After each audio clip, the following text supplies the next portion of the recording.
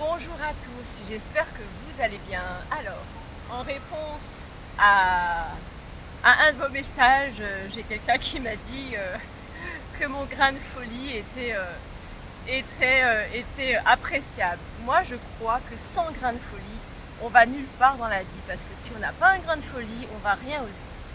Alors, je suis en balade aux grottes des Baumes les Messieurs. C'est vraiment pour moi un endroit, l'endroit, je crois, le plus beau du Jura.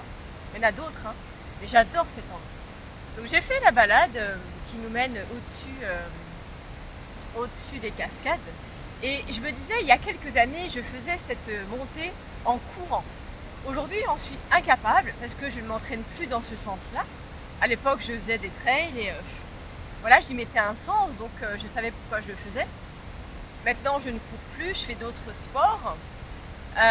Et tout ça pour dire que, en fait, sachant que j'ai arrêté de pratiquer, je ne suis plus devenue capable, en fin de compte, de réaliser le même exploit. Mais là, si je voulais, si je m'entraînais à nouveau, comme je l'ai fait par le passé, je pourrais retrouver cette capacité, cette aptitude, en fait. Donc tout ça pour faire le parallèle avec le travail intérieur qu'on doit faire en nous-mêmes pour devenir cette version de nous capable de réussir, capable de générer des relations harmonieuses, capable de générer en fin de compte ce qu'on veut. Pour ça, c'est pareil, il s'agit d'un entraînement. Aujourd'hui, nous sommes une version de nous et regardez votre vie, et bien, la version de vous aujourd'hui n'est encore pas capable de créer mieux que ce que vous avez déjà.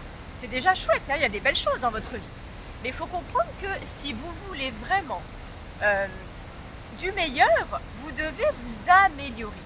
Parce que c'est vous seul qui créez votre vie. Donc, et notre vie n'est que le reflet de notre personnalité. Donc nous devons réellement apprendre à nous entraîner pour devenir cette version de nous, par exemple, capable de garder une relation, capable de générer plus d'argent, c'est-à-dire il faut apprendre à moins dépenser, à mieux gérer en fait ses finances par exemple. Cette version de nous capable d'avoir un corps santé, et ça va nous demander de faire des choix santé, de se mettre au sport, de manger équilibré, de prendre soin de nous. Vous voyez, donc voilà, c'est vraiment une histoire d'entraînement. Donc j'étais dans cette réflexion parce que quand j'ai fait cette balade, je l'ai fait en marchant. Limite, je tirais la langue et je me disais, mais waouh, avant je la faisais en courant. Donc je me suis sentie dans l'admiration de l'exploit que je faisais et je me suis dit, mais c'est plus un problème aujourd'hui de ne pas y arriver parce que j'arrive à faire d'autres choses et c'est juste censé. Je ne m'entraîne plus à courir 1 heure par jour, donc forcément j'ai perdu cette aptitude. Par contre, j'ai développé d'autres choses et du coup je me suis dit, ça m'a amené à me dire, mais maintenant, qu'est-ce que j'ai envie de développer davantage? Qu'est-ce que je n'ai encore pas suffisamment en moi et qui m'éloigne de ma vie idéale, des réussites qui m'inspirent et pour lesquelles je travaille dur du matin au soir depuis des années. Donc j'ai fait cette introspection et c'est nécessaire parce que en fait, si on ne fait pas ça, je me prends des gouttes dans l'eau. Je suis sous la montagne de Baume-les-Messieurs. Le bruit que vous entendez, c'est les chutes, c'est merveilleux, c'est hyper ressourçant, c'est un endroit hyper énergisant. C'est une belle zone tellurique en fait, hein. Donc venez vous ressourcer ici. Et ce qui est fou, c'est de comprendre qu'en fait, le bruit nous apaise. D'habitude, le bruit nous stresse. Le bruit de la nature, le bruit de l'eau est hyper ressourçant. Donc je reviens à ce que je disais. Tant que nous n'apprenons pas à nous introspecter pour voir un petit peu où on en est dans notre façon de vivre, où on en est dans nos relations, où on en est avec nous-mêmes, eh bien on va stagner parce qu'on ne va pas prendre conscience de ce qui ne va pas en nous, de ce qui freine notre évolution, en fait, notre croissance, aussi bien pour notre santé, nos guérisons, que pour nos objectifs professionnels ou nos objectifs de vie, peut-être, je sais pas moi, construire quelque chose à deux, améliorer encore plus nos relations avec nos enfants, avec nos familles. Donc c'est vraiment important de prendre un temps très régulièrement, déjà d'apprendre à être seul avec soi-même et d'être bien, partager des moments avec soi. Quand on fait ça, on n'est plus seul, on est avec nous-mêmes et ça nous remplit. Et ça veut dire apprendre à devenir notre meilleur parent, notre meilleur ami, notre meilleur coach.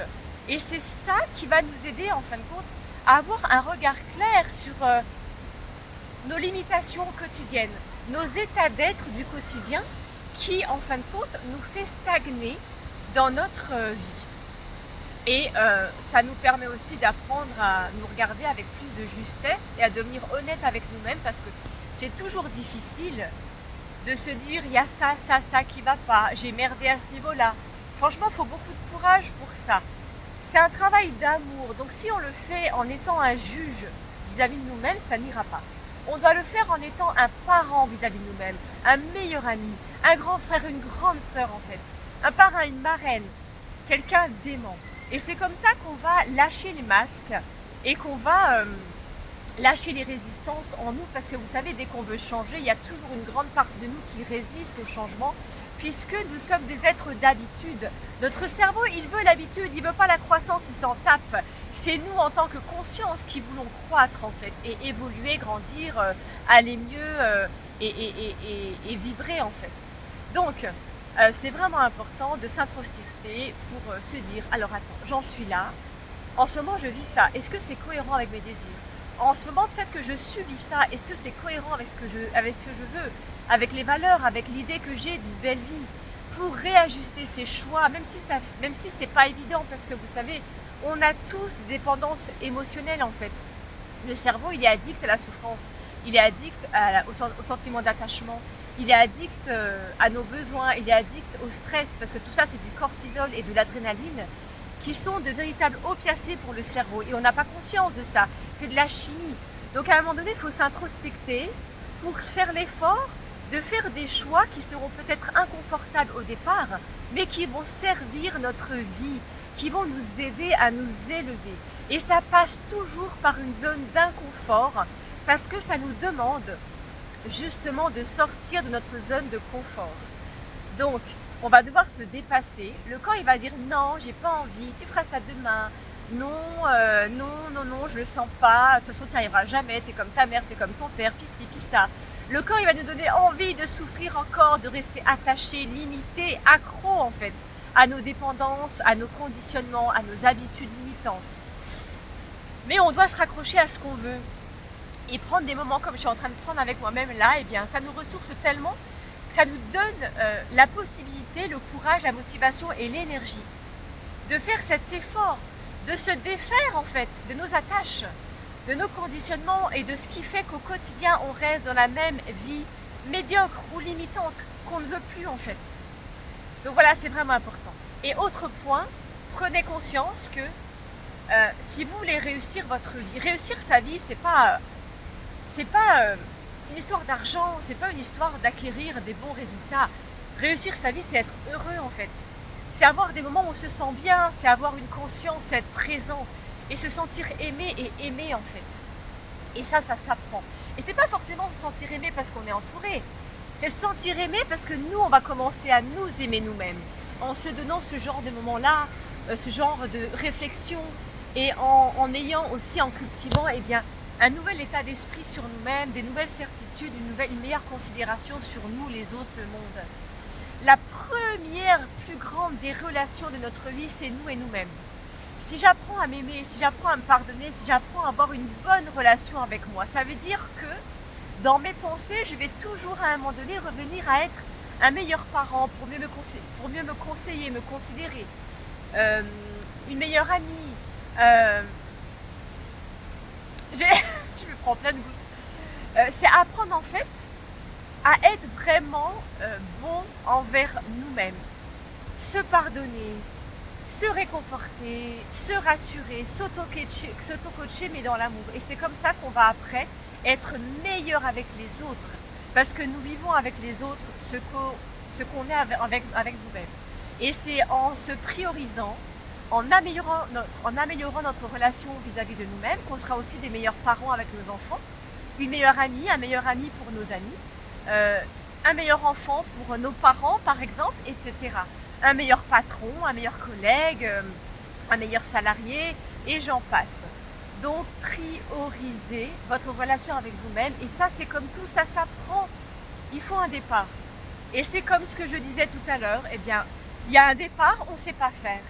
Mais si on s'entraîne, on y arrive. Et plus on pratique, plus on devient meilleur. On passe d'apprenti à expert. Et c'est comme ça qu'on réussit sa vie. Réussir sa vie, c'est se sentir heureux.